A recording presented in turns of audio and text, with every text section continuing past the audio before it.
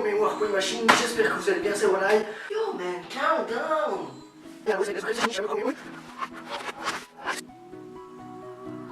Yo mes Warpoint Machine, j'espère que vous allez bien, c'est Walleye et aujourd'hui on se retrouve pour une petite vidéo pour apprendre à gérer son stress. Le stress, ça peut être assez embarrassant, surtout que ça peut aussi nuire à votre santé.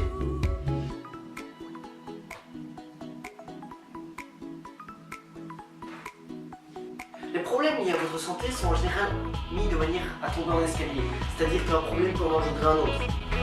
Et dis-moi voilà, de quel genre de problème parles-tu? Eh bien c'est très simple mon cher Jean-Claude. Lors de l'activation du système endocrinien et du système orthosympathique, cela provoque une augmentation de la pression artérielle qui provoque une hypertension artérielle.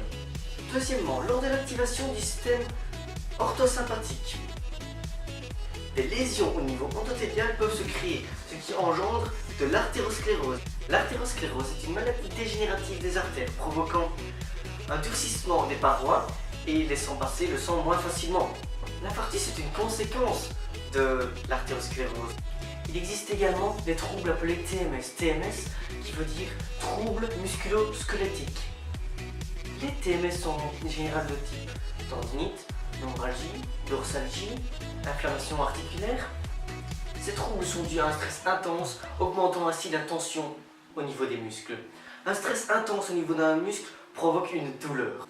Nous constatons aussi des troubles au niveau du système autonome. Le système autonome, lorsqu'il s'active, va sécréter des hormones de type catécholamine. Les catécholamines sont des composés organiques. Nous pouvons compter l'adrénaline, la noradrénaline.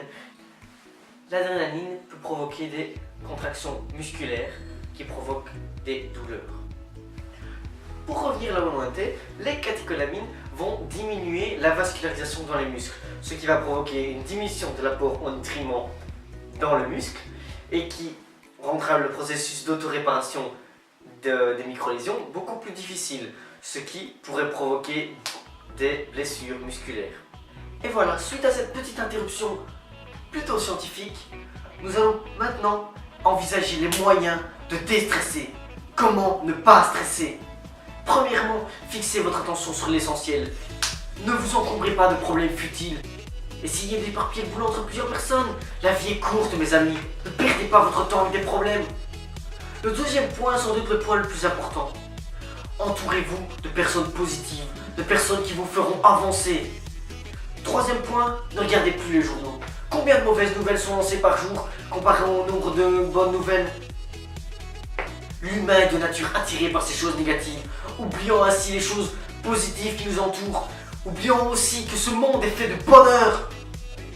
Et voilà, la vidéo est finie, j'espère qu'elle vous aura plu, que vous aurez appris des choses là-dessus. N'hésitez pas à l'aimer, vous abonner, poster un commentaire en bas de la vidéo. Si vous avez envie que je parle de certains sujets, notez-le en commentaire, je vous répondrai.